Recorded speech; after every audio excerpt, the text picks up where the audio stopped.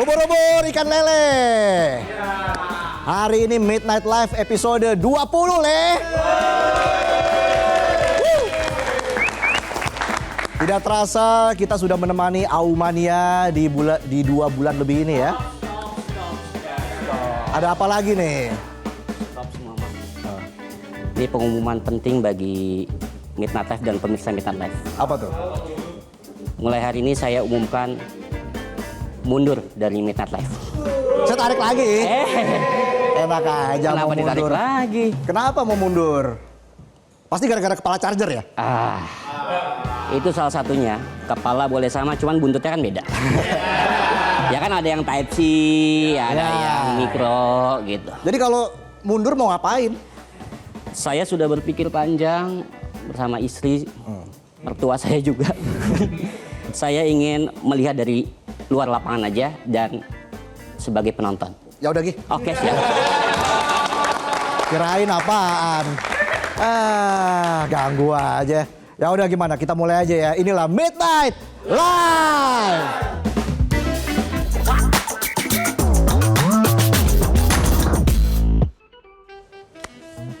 Selamat malam Midnight Friends. Malam ini kita akan sajikan beberapa informasi menarik dan bikin hati terusik. Berita pertama, seperti biasa kita bahas tradisi paling langgeng di negeri ini ya. Tradisi turun-temurun yang bisa diwariskan apalagi kalau bukan korupsi. Lo punya duit, lo punya kuasa. Tapi kali ini bukan ngomongin jumlah kerugian negara atau pasal berapa yang dipakai buat menjerat mereka. Kita mau bahas yang lebih sadis. Gaya koruptor pas ditangkap masih bisa senyum manis. Ada 2 jenis senyuman paling bikin bulu kuduk merinding. Pertama, senyuman mantan yang ngenalin pacar barunya. Dibawa ke rumah lagi. Yang kedua, senyum koruptor waktu ditangkap sambil pose 2 jari kayak habis dapat nomor undian pemilu. Contohnya Ari Yuli Ningsi Lindoeno, ASN Kendari, habis ngembat 444 juta rupiah kata Kejari Kendari. Dianya malah senyum pose 2 jari kayak mau ajang pencarian bakat. Bedanya kalau ajang pencarian bakat mengandalkan skill and brain, kalau dia mah bawa duit rakyat dan akhlak 2 watt. Lanjut geser ke Banyuwangi, ada mantan kades Halian yang diduga ngibrit bawa dana desa 1,3 miliar rupiah. Pas ditangkap bukannya malu, malah senyum lebar kayak anak SMA baru jadian. Panggilannya ayah bunda lagi. Bisa aja saya. 1,3 miliar bos. Itu uang kalau dikumpulin bisa upgrade jalan di desa. Dari jalanan tanah, dari jalanan mulus kayak pipi artis Korea. Tapi Pak Kades ini luar biasa sayang sama keluarganya. Sampai dana desa diprioritaskan buat pribadi dan keluarga sendiri. Cintanya memang hakiki, cuma caranya kriminal sekali. Padahal warganya masih bingung mau makan apa hari ini. Anak koruptor posting makan sushi. Giliran rakyat posting makan mie instan sama nasi. Kesenjangan sosial. Jakarta juga nggak mau ketinggalan. Pada Januari lalu Iwan Henry Wardana, ex Kepala Dinas Kebudayaan Pemprov DKI Jakarta juga senyum-senyum pas ditahan oleh kejaksaan yang diduga gara-gara kasus bikin sanggar fiksi. Laporan fiksi. Tapi nyolong duit APBD-nya kata jaksa true story. Persis kayak janji mau nikahin, tapi modalnya cuma janji, nikahnya nggak jadi, resepsinya mimpi kali ya. Di negara lain pejabat korupsi langsung malu, resign, ngilang ke goa. Di Indonesia korupsi malah foto-foto dan pose 2 jari. Ini kocak. Ini kocak. Lebih lucu lagi, udah ketangkep disuruh mundur dari PNS susah. Padahal lebih susah parkir paralel pakai mobil manual ya. Dan fenomena senyum koruptor ini udah kayak tren di medsos. Bedanya kalau di medsos senyum dapat likes. Kalau di dunia nyata senyum dapat baju oranye, borgol gratis dan nyinyiran netizen. Banyak yang bilang senyum itu cerminan hati. Tapi kalau koruptor ketangkep masih bisa senyum, itu udah mirip bakso boraks bulat ngembang beracun. Karena di republik ini maling ayam bisa dibakar massa. Sementara koruptor masih sempat tebar pesona. Mirip gebetan yang jelas-jelas ketahuan selingkuh tapi alasannya cuma curhat di kamar. WhatsApp-nya ada nggak? Mana coba? Terakhir kapan? Kitanya emosi, dia masih aja senyum-senyum sambil WA just tip. Mantan cuma nyakitin hati, koruptor bikin sakit satu negeri. Lanjut kita ya. Dari kelakuan koruptor yang tebar pesona saat ditahan, kita lihat aksi segerombolan orang yang katanya ormas, tapi kelakuannya kayak preman. Katanya Indonesia mau jadi negara yang ramah investasi. Tapi yang datang malah mobil ormas bawa proposal pungli. Belum juga pabriknya jadi, ormas sudah berdiri duluan minta jatah kopi. Kopi belum bayar. Seruput kopinya, belakangan bayarnya. Ditunggu iklannya ya. Bisa aja saya. Come on, BYD dan Finfast itu datang mau investasi, bukan mau daftar jadi korban pungli tahunan. Padahal pemerintah udah woro-woro investasi yes, premanisme no. Tapi ormas ini kayak iklan sampo KW berkilau di luar, ketombean di dalam. Uye. Bayangin aja, investor luar ngelihat kelakuan ormas gaya preman, pabrik belum dibuka, udah dipalak. Jangankan mau invest, mau lirik aja udah males. Paling dikasih senyum template aja. Ya. Saking meresahkannya akhirnya banyak pihak yang marah. Pak Muldoko sampai panas dan bilang tumpas saja. Pak Muldoko keren. Komisi 3 DPR juga geram. Mereka bilang negara jangan sampai kalah dari preman berkedok ormas. Bahkan Menteri Dalam Negeri Tito Karnavian sampai bilang bakal buka opsi revisi undang-undang ormas. Ormas yang ganggu investasi itu ibarat kayak di tongkrongan kedatangan orang baru. Dikira bikin seru, nggak taunya cepu. Mau ngegosip jadi ketar-ketir. Yang ada bubar tuh tongkrongan. Negara ini butuh ormas yang bisa jadi wadah pengembangan kemampuan. Bukan ormas yang jualan rasa aman tapi kelakuan kayak preman. Kalau premanisme masih tumbuh, bisa jadi BYD dan Finfast mikir kabur aja dulu. Jangankan investor asing, akamsi yang pengen buka usaha juga jadi pusing. Udah keluar modal, urus izin kepentok kenalan ordal. Toko belum buka udah kena palak. Pas udah buka masih dikagetin sama bil pajak.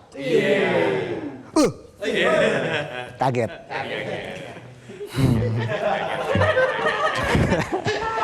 Jadi buat negara jangan cuma galak di kata, tapi buktikan galaknya beneran nyata. Kalau cuma sekedar kata saya juga bisa. Giliran ketemu ketua ormas malah diajak foto bareng sambil bercanda. Ya. Indonesia bisa lebih baik, tapi kalau nggak ada nyali buat bertindak, ya semua itu cuma drama lawak. Udah kayak pacar posesif, dikit-dikit suruh lapor, neror. Tiap hari nanya, kamu di mana? Sama siapa? Semalam berbuat apa? Kita lanjut ya guys. Mania, kelakuan koruptor dan ormas memang bikin kita emosi. Tapi ada juga prestasi atau rekor yang bikin kita naik tensi. Tahun ini Indonesia bakal cetak prestasi, bukan prestasi berantas pungli, bukan juga rekor ekspor teknologi canggih, tapi pamer rekor perputaran duit judi. Perputaran duit judol tahun ini diprediksi mencapai 1.200 triliun. Kalau dibeliin micin bisa telmis Indonesia. Padahal ekonomi lagi mudi, tapi masih banyak aja yang main judi. Masih semangat spin-spin harapan kayak nunggu chat dari mantan. Mantan bos berharap dipanggil lagi. Gaji baru ditransfer, besoknya langsung hilang kena scam free skater. Gimana nggak kejang-kejang kayak kesambar petir kakek Zeus. Jeger. Bahkan ada mahasiswa sekarang kuliahnya double jurusan. Siang belajar manajemen ekonomi, malamnya belajar manajemen stres kalau kalah judi. Bisa aja saya. Gak cuma berdampak pada ekonomi, judi online juga punya efek ke kehidupan sehari-hari. Kalau ketemu temen bukan lagi nanya udah makan, tapi udah WD belum hari ini? Tahu nggak WD? Kacau. Withdraw. Bahkan transaksi bandar judi sekarang makin sophisticated. Pakai kris, kripto, bahkan e-wallet. Bayar dosa tinggal tap, gampang banget ya. Sekali scan, dosanya masuk, pahalanya kena suspend. Pertumbuhan pesat judi online diiringi dengan pemberantasan yang masih gitu-gitu aja. Sama kayak judi, menang kecil terus, nggak pernah dapat jackpot. Influencer abal-abal ditangkap, mahasiswa di sweeping, emak-emak gaptek kena razia. Tapi bandar besarnya, ya masih belum, gelap, nggak kelihatan. Bahkan diduga ada petinggi di negeri ini yang terkoneksi dengan perusahaan judi. Kalau kata para ahli hukum, menyeret pelaku kelas kakap judi online itu bukan berarti mustahil. Asal ada kemauan dan keberanian. Toh penegak hukum kita sudah canggih, cari maling yang punya ilmu ngilang aja bisa. Masa cari bos besar judi yang bisa ditelusuri lewat aliran dana nggak bisa? Bisa aja saya. Saya aja bisa. Aja bisa saya. Gitu aja terus ya. Masih ingat kasus Oknum Kominfo yang backingin 1000 situs judi online dan ngantongin 8,5 miliar per bulan? Come on. 8,5 miliar bro. Kalau dibeliin kuaci pegel tuh rahang.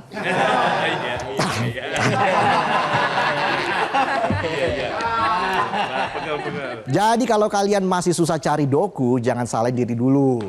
Kalian itu bukan kurang usaha, tapi kurang akrab. Kurang akrab sama bandar judi. Au! Kondisi pemberantasan judi sekarang mirip banget kayak relationship toxic. Ngomongnya putus tapi masih jalan bareng. Masih inget rasa kali ya? Rasa sayang.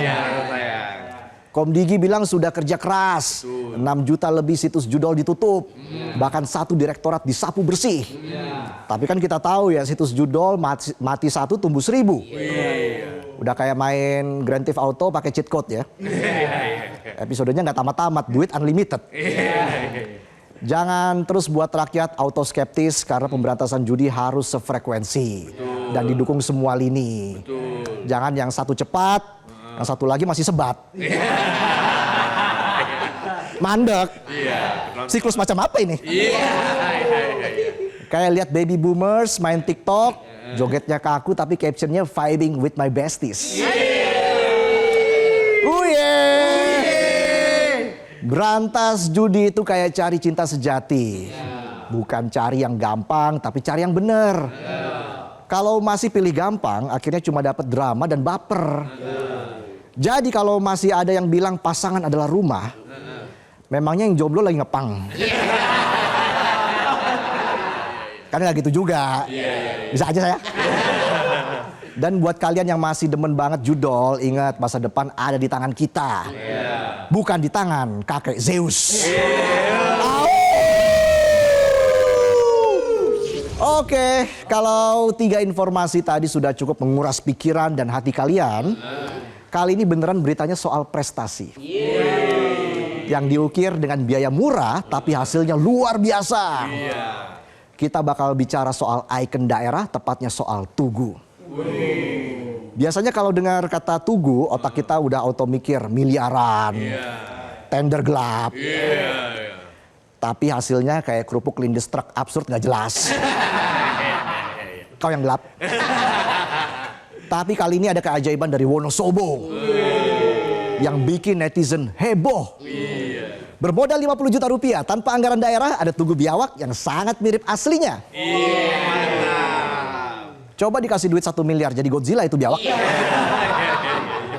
Kalau 2 miliar Godzilla versus King Kong. Bisa aja saya. Saking realistisnya banyak yang menilai Tugu Biawak ini ibarat replika hidup. Beda jauh sama Tugu-Tugu yang makan anggaran miliaran tapi hasilnya kata orang malah mirip mie instan diremes bocah TK acak-acakan. Menariknya lagi Tugu Biawak ini dibuat bukan dari gotong proyek. Bukan dari gotong amplop. Tapi asli dari gotong royong warga yang jujur, yang kerja beneran bukan kerja sambil ngepet. Ngepet proyek. Coba dibandingin tugu lain yang miliaran itu. Kayak cowok banyak gaya tapi giliran jalan minta ceweknya bayarin bensin. Sedangkan tugu biawak ibarat cowok sederhana, modal sepeda butut tapi tiap hari nganterin kerja. Jemput pas pulang sekalian jalan-jalan. Meskipun nggak ngajak ke restoran kekinian, tapi usaha dan kesetiaannya nggak diragukan lagi. Sama kayak saya ya nggak? Ya dibohongin nggak percaya. Tugu biawak ini juga jadi bukti kalau icon keren bukan sekedar bil, tapi perlu skill. Betul. Kalau niatnya bersih, skillnya asli. Iya. Anggaran kecil pun bisa jadi karya yang bikin warga jatuh hati.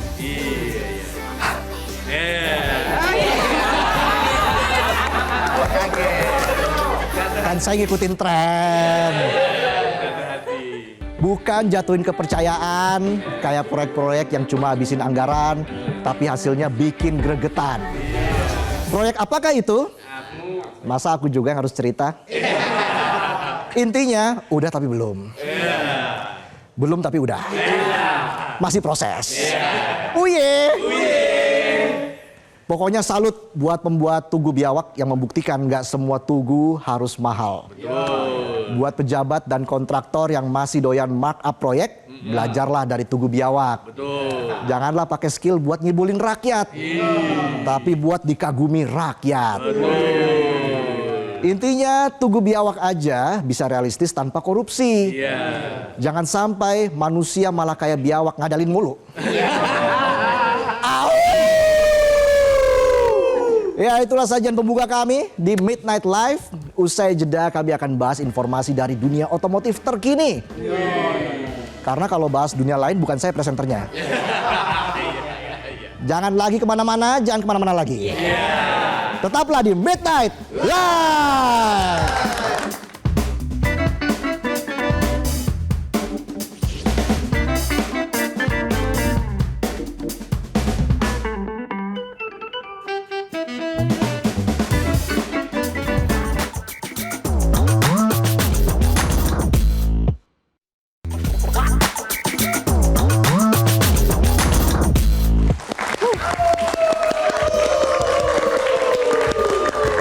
Kembali lagi di Midnight Live. Aumania mana suaranya? Au!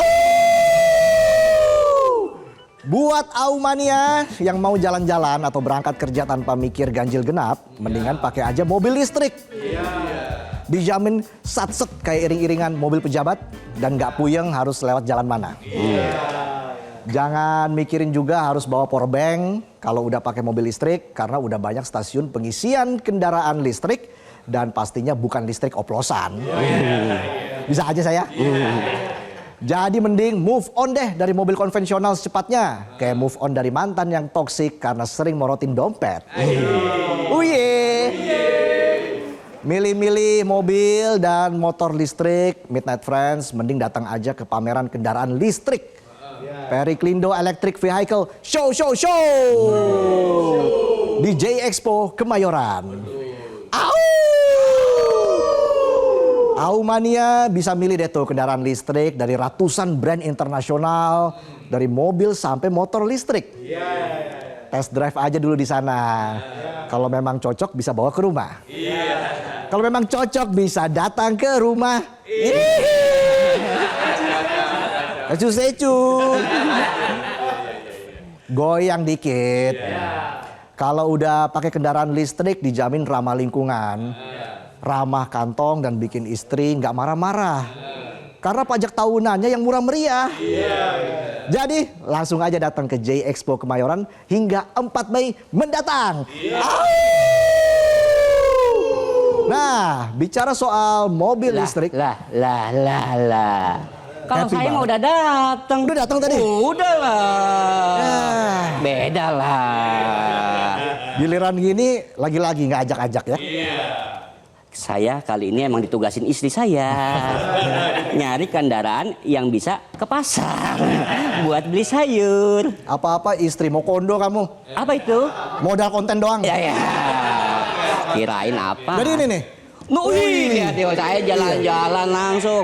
lihat baca-baca apa ya mau milih mobil apa ya saya ya, kendaraan apa ya. Jadi banyak kendaraannya tuh, kendaraan listrik. Banyak banget. Ada mobil, ada motor. Jadi banyak brand-brand internasional yang hadir dalam pameran ini. Nah, lihat nih saya, keren banget. Ngintip. Itu dari luar aja tuh lihatnya. Nanti ada di dalamnya. Oh, ada juga di dalamnya. Wih. Iya. Ada mobil cabriolet. Atapnya nggak ada, Bung. Jadi kalau gerah nggak usah buka jendela. Iya kan, atapnya dibuka. Oh iya. Cabriolet. Lihat, waduh, keren banget. Ini saya lagi milih-milih mobil buat mertua saya ini kebetulan kalau yang ini ya. Kan saya cinta mertua saya. Jadi udah SPK berapa mobil? Apa?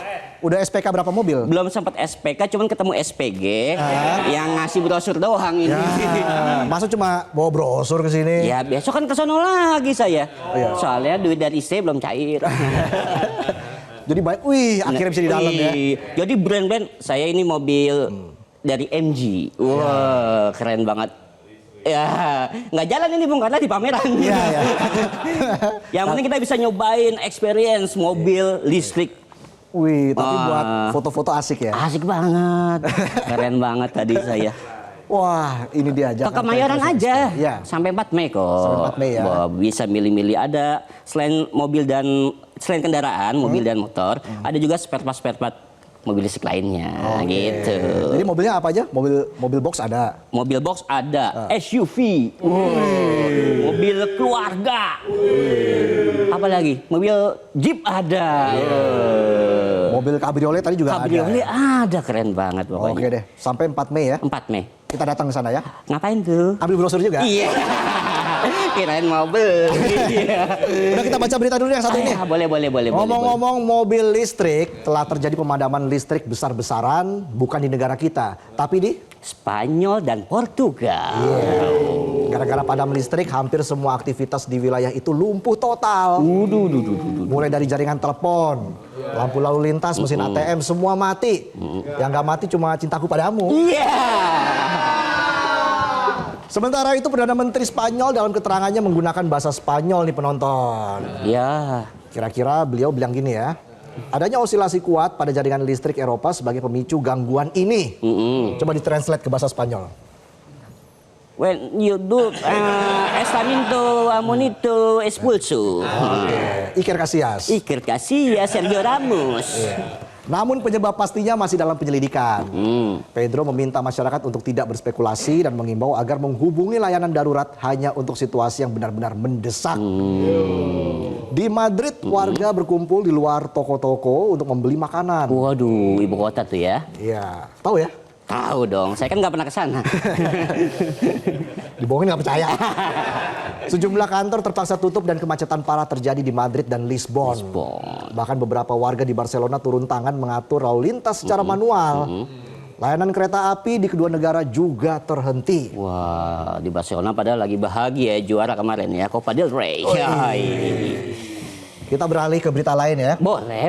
Oke, masih soal perang dagang antara China dan AS. Nah, pemimpin China meremehkan potensi dampak dari perang dagang yang dipicu Presiden Amerika Serikat Donald Trump. Dengan menyatakan bahwa mereka memiliki kapasitas untuk melindungi lapangan kerja dan membatasi kerugian akibat tarif tinggi terhadap ekspor Tiongkok. Waduh. Otong pasti paham banget soal ini ya. Nggak ngerti sama sekali saya. Makanya kita baca beritanya. Oke, boleh. Thank you. Sejumlah pejabat senior dari berbagai kementerian berbicara dalam sebuah konferensi pers di Beijing pada hari Senin bertujuan untuk menguatkan kepercayaan publik. Mereka menjanjikan adanya dukungan bagi perusahaan dan para pengangguran, pelonggaran syarat kredit, serta kebijakan-kebijakan lain untuk mengatasi dampak dari kombinasi tarif yang bisa mencapai hingga 145% terhadap barang impor China ke AS. Ketidakpastian masih menyelimuti status komunikasi antara Gedung Putih dan Presiden Tiongkok Xi Jinping. Perang dagang antara dua ekonomi terbesar dunia ini berpotensi memicu resesi di Amerika Serikat dan membawa dampak global. Meski demikian, para pejabat China tetap yakin bahwa ekonomi negara tersebut memiliki momentum untuk tumbuh sekitar 5% tahun ini. Sejalan dengan pertumbuhan pada tahun 2024. Wah, cukup optimis juga Tiongkok ya, meskipun ada perang dagang ini ya. Keren banget. Bener-bener. Oh iya, maaf. Gitu toh. Keren ya ini. Tarif perang dagang ini memang sangat seru akhir-akhir ini. Iya, takutnya dampaknya ke kita nih Bu. Iya. Enggak. Apa dampaknya yang paling kelihatan? Ya tentunya kan nanti bisa jadi barang-barang jadi lebih mahal dan Iya, sebagainya. aduh. Kasihan rakyat. Oke, Tong. Iya, Bicara soal tadi mobil listrik ya. Itu memang gimana tadi pengalamannya? hampir kesetrum saya. Maksudnya kesetrum karena kaget ternyata banyak tipe-tipe dan tipe model-model terbaru dari mobil listrik ini. Oke. Ada dari BMW, Jerman tuh ya? Jerman, Mini, Mini. Wuling, BYD. Nanti nggak penonton. Keren. Keren. Boleh Sana kita- yuk, sana yuk. Ya, oke. Pokoknya nanti kita ke sana ya. Ayo. Nanti kami akan kembali saat lagi. Kita akan hadirkan Siapa nih? salah satu band yang saat ini paling ngetop di Indonesia. Salah satu band paling ternama di Indonesia. Khususnya bagi kalangan anak muda, kalangan Gen Z. Wah, ini dia nih. Makanya jangan kemana-mana, tetaplah di Midnight Live. Tapi bisikan di kepalaku ini hanya ujian. Tolong hentikan.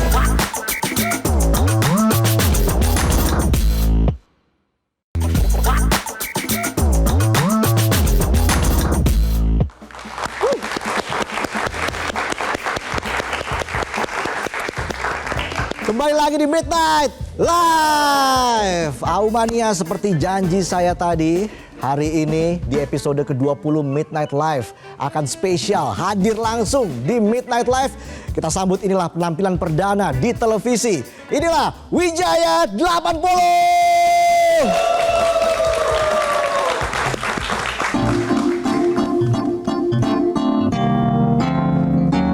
Anak muda insan ibu kota, mereka bekerja hanya untuk berpesta. Bila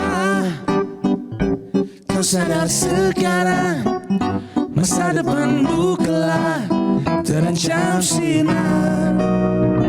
Tak sadar diri hingga fajar tiba, layan lagi psikotropika. Bila terus begini, tak ada lagi kesempatan. Sadarlah insan muda, sebelum menyesalinya. Tinggalkan semua, karena sudah saatnya untuk tercipta bahagia.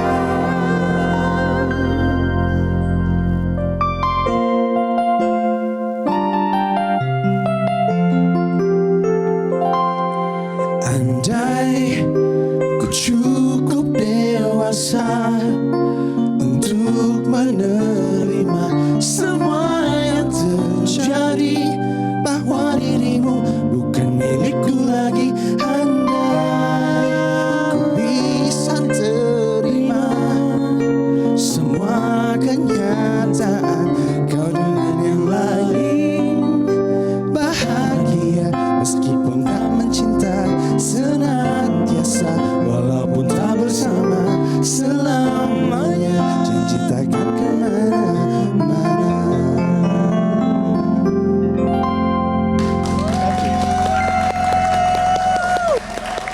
Tepuk tangan yang meriah untuk Wijaya 80.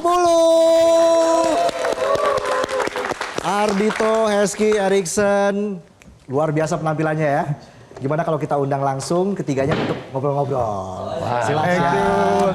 Ardhito, Hesky dan juga Erikson. Big fan. Oh, kebalik. Thank you sudah hadir, Erikson dan juga Hesky. Aduh, ini dia nih band yang digaungi anak muda zaman sekarang. Ya. Bandnya Gen Z kalau bisa dibilang ya. Tapi ini namanya Wijaya 80. Kenapa? Mungkin dari Ardhito nih, kenapa mengambil nama band Wijaya 80? Karena menurut kami kejayaan musik tahun 80-an itu luar biasa. Awal mula banyak sound-sound yang unik yang sampai akhirnya dipakai sampai sekarang itu bermulai dari tahun 80-an. Oke. Gitu. Jadi nuansa musiknya memang terlihat sekali tadi ya, anak muda dan cukup dewasa. Betul.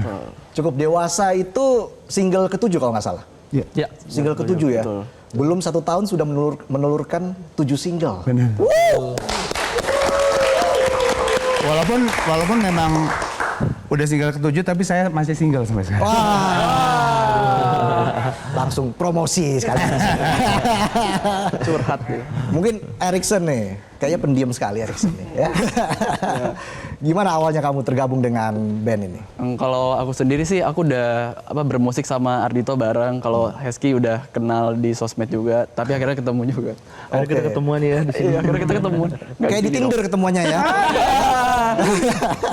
Terus awalnya mereka berdua suka nongkrong bikin lagu, terus gimana kalau kita ajak Erikson kata Ardhito gitu, bikin lagu gitu. Ya udah terbentuklah Wijaya 80 ini gitu.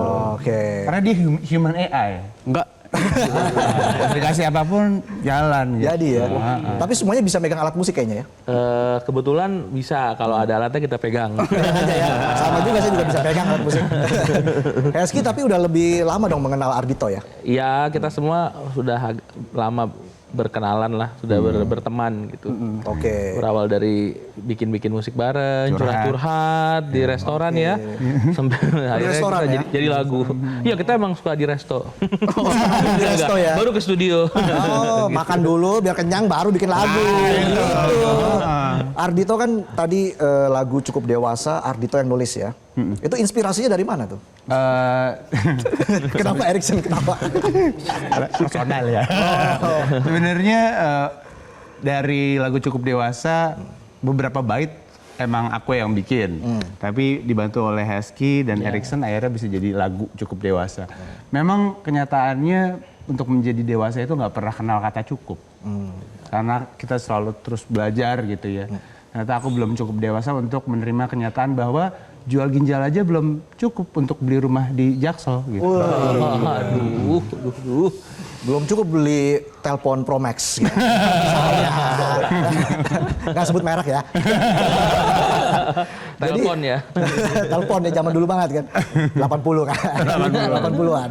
Jadi cukup dewasa, anak muda. Ini kan anak muda menggambarkan band kalian banget nih, Wijaya 80. Gimana sih melihat respon Wijayanti dan Wijayanto selama ini? Wah. Hesky? Ya, ini lagu tentang anak muda ya. Anak muda itu kan masih jiwanya membara ya. Cuma kadang-kadang masih banyak yang salah jalan, sampai kadang-kadang lupa tujuan hidup atau apa ya bilangnya, purpose of life. Akhirnya cari uang sana sini, habisnya Untuk berpesta. malah ke sampai pagi, tak sadarkan diri, Iya, ya. Hingga fajar tiba. Hingga fajar tiba. Melayang lagi. psikotropika. Senotudrak. Kasih semangat dong penonton. Mana suaranya? Nah, susah nggak sih cari chemistry-nya waktu awal-awal? Mungkin dari Hesky? Awal-awal kita bikin lagu bareng sih berjalan lancar. Kan kalau pas kita mulai ngeband bareng, ya ada adaptasi. Kita mulai mengenal. Kayak nikah ya. Kayak nikah. Harus sefrekuensi. Tak kenal maka tak Tak sayang. Saya bingung mau jawab apa. Aku kepleset. Kalau Erikson sendiri gimana awalnya membangun chemistry dengan Ardhito dan juga Hesky? Kalau gue sendiri sih udah dari 2016 ya bermusik sama Ardhito. Kalau sama Hesky mungkin 2020 mungkin ya.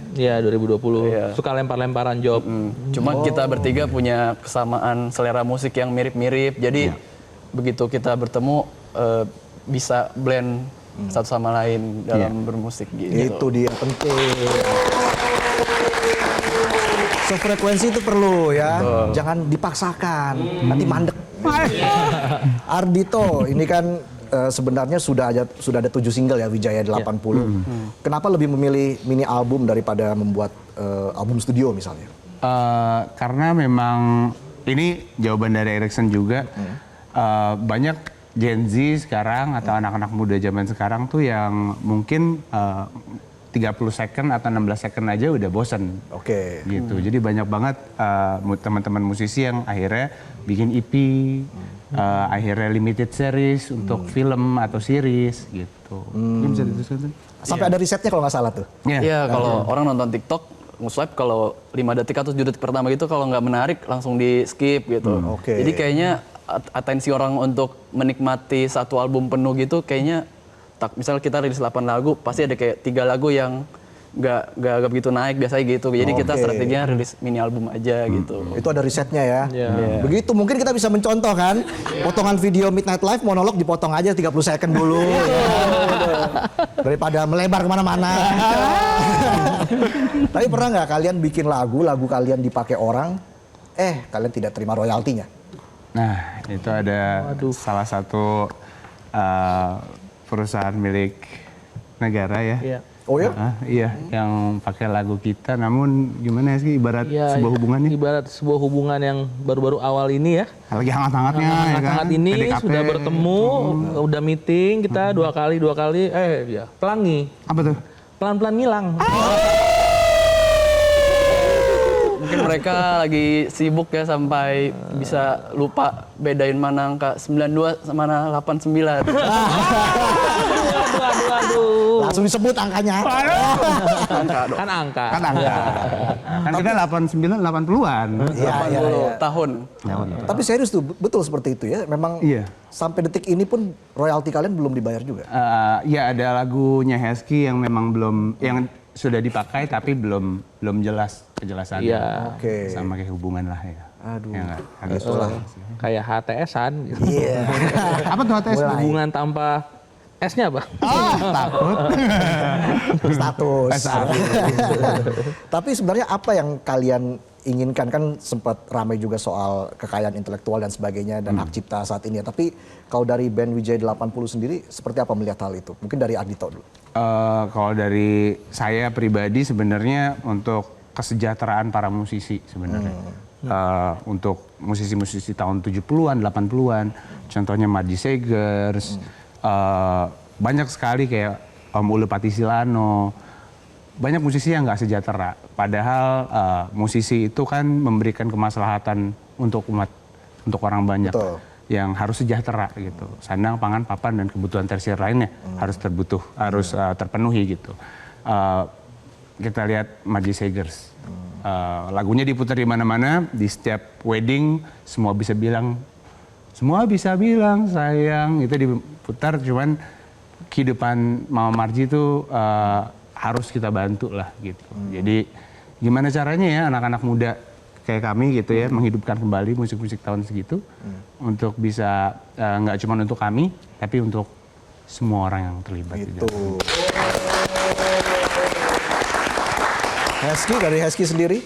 Ya kalau dari aku, ya karena aku suka musik-musik 80-an. Ya menurut kita sih, karena musik 80-an tuh semuanya di zaman itu ya. Kita tadi ngobrol ya. Nggak ada yang nggak enak. Enak semua. Setuju. Ya, jadi ya semoga adanya kita ini nanti akan menjadi game changer. Yes. Kayak aku kasih contoh sedikit, Chris Kaihatu. Ya. Itu adalah seorang musisi tahun 80-an yang luar biasa keren. Cuman anaknya Igor Kaihatu, Ya. itu harus kami bantu bener-bener untuk nyari master dari lagu ayahnya sendiri aja. Itu harus nyari ke Blok M, harus nyari kaset pita dari karya ayahnya sendiri. Wow. Gitu. Jadi memang bermusik tidak hanya untuk diri sendiri, Iya. tapi Ya. juga harus bermanfaat untuk Orang banyak. orang banyak, termasuk juga musisi-musisi yang memang saat ini sedang berjuang ya terkait dengan kekayaan intelektualnya itu. Apalagi kamu Ardhito, penyanyi, penulis lagu juga. Yes. Nah itu apa harapan kamu ke depan? Harapan aku dan Hesky juga penulis lagu, Harrison juga penulis lagu. Harapan kami sebenarnya kami sejahtera Ya.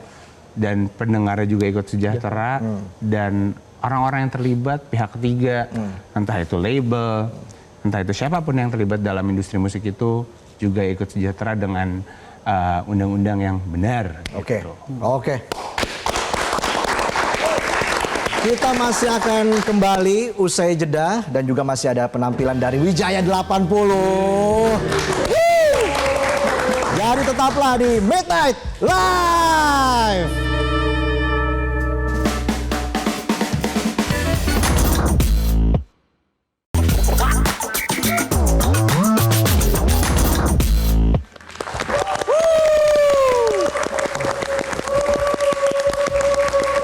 Kembali lagi di Midnight Live. Dan tentunya Midnight Live hari ini merasa bangga Kami pun kedatangan Wijaya 80. terima kasih sudah mengundang kami. Makasih. Kami yang terima kasih. Tapi betul ini penampilan perdana di televisi nasional dari Wijaya 80. Betul. Iya. Terima kasih banyak. Terima kasih. Kenapa Wijaya 80 atau memang belum ada undangan dari TV lain atau seperti apa nih sebenarnya? Ya, memang belum ada. Oh ya, kita bersyukur ya. Yang ada cuma undangan pernikahan mantan aja. Udah. Sakit. Udah ditinggal, tinggal kawin lagi. Aduh, udah hubungannya nggak jelas. Tapi ngarep dinikahin. Aduh. Mudah-mudahan itu jadi inspirasi lagu berikutnya ya. Enggak ya?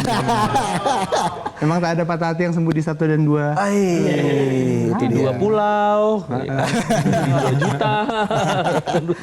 Tapi Hesky punya nggak harapan terbesar untuk band Wijaya 80 ini ke depan?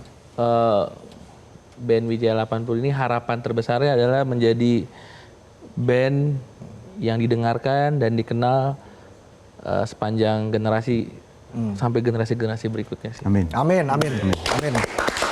Kalau dari Erikson, Harapannya sih bisa lagu kita bisa menemani teman-teman Wijayanti Wijayanto dari segala kalangan juga sih. Gitu. oke. Ardhito mungkin punya harapan yang terpendam, ambisi besar untuk Wijaya 80 ini ke depan. Ya walaupun misi kami dari awal kan hanya sekedar melengkapi pengarsipan musik Indonesia, namun harapan kami semoga arsip-arsip musik Indonesia benar-benar bisa dimanfaatkan dengan baik dan bisa berdampak positif bagi seluruh orang yang terlibat di dalamnya. Gitu ya. Tapi saya sempat baca artikel gitu ya, katanya sempat apa ya, nggak tahu udah pernah atau ingin konser di Jepang. Itu bener nggak? Oh. Sebenarnya pengen doang sih. Dan ditanya kan gitu. Abis ini Wijaya 80 mau ngapain gitu? Ya kita pengen konser di Jepang sih. Wah, emang kapan? Ya nggak tahu. Pengen aja dulu. Iya, ya namanya juga doa ya kan, disebut dulu dan pastinya harapan kita kejadian nanti suatu saat. Amin. Tapi kenapa harus ada spesifik ke Jepang gitu misalnya? Hesky deh. Ini yang bisa Erikson. jawab dia. Enggak, yang ngarang waktu itu Ardhito. Waktu itu aja Yang gue juga ngarang lempar ke Erikson coba. itu juga bingung jawabnya gimana. Karena waktu itu ada salah satu teman yang dia bilang, Jack musik lu tuh Jepang banget gitu, city pop banget, Tatsuro Yamashita, itu lo banget gitu. Oh iya, kalian banget kalau misalnya diubah pakai bahasa Jepang dan ada salah satu Wijayanti dari Jepang. Nge-translate jadi lirik bahasa Jepang gitu. Oke. Dan nyambung. Iya. Ya. Gitu. Kalau Hesky mungkin ada negara tertentu yang ingin dikunjungi, menghibur Wijayanti di sana. Belgia mungkin ya? Ya. Iya. Di mana Belgia? Belgia sebelahnya aman. Ya, banyak sih tapi maunya Asia sih. Asia. Masih di Asia Ya. sih. Negara tetangga dulu ya. Negara tetangga. Oke. Jadi Nah, kalau gitu kita lihat gimana keseruannya Wijaya 80 ketika manggung. Penasaran kan? Ini dia videonya. Yang ku cinta selama ini terkutuk dirimu di hatiku. Terlalu indah semua yang ku alami. Yang ku cinta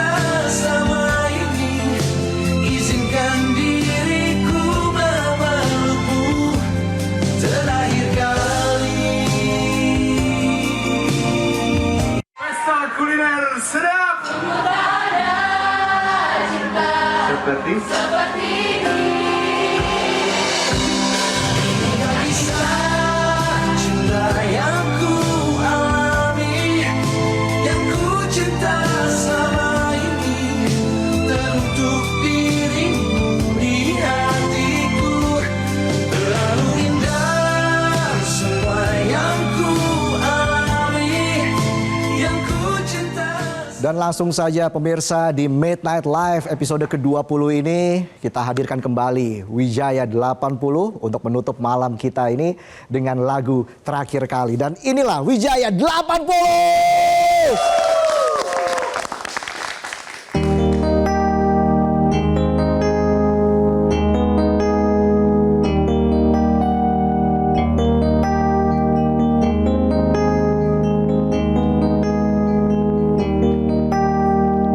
Telah lama aku menyimpan surat cinta ini, surat cinta yang takkan pernah sampai pada dirimu. Hari ini aku sadari dukaku menaun, tertimbun di balik senyum dan canda tawaku. Tak ada patah hati yang sembuh di 1 dan 2 hari. Ku menjaga dirimu hanya untuk dimiliki yang lain. Sungguh tak ada cinta seperti ini. Inikah kisah cinta yang ku alami, yang ku cinta selama ini, teruntuk dirimu di hatiku. Terlalu indah semua yang ku alami, yang ku cinta selama ini. Izinkan diriku memelukmu terakhir kali.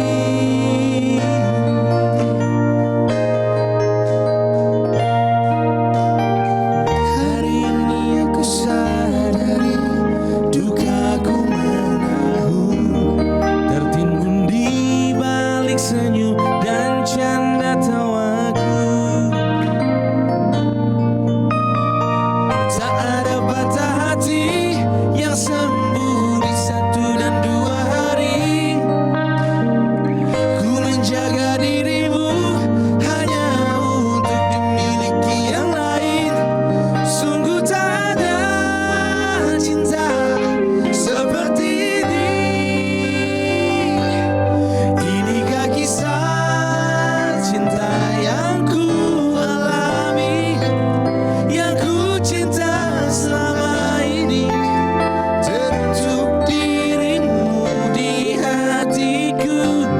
Terlalu indah semua yang ku alami, yang ku cinta selama ini. Izinkan diriku memelukmu terakhir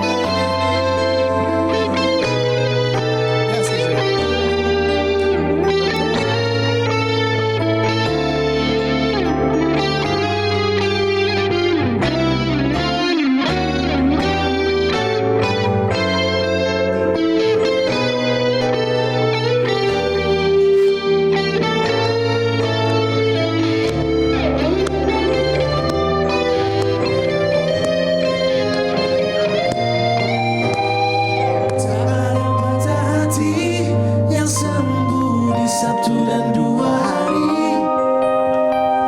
Ku menjaga dirimu hanya untuk dimiliki yang lain. Sungguh tak ada cinta seperti ini. Inikah kisah cinta yang ku alami. Baik pemirsa, demikianlah Midnight Live. Kita ketemu lagi di hari Kamis. Sampai jumpa di Midnight Live.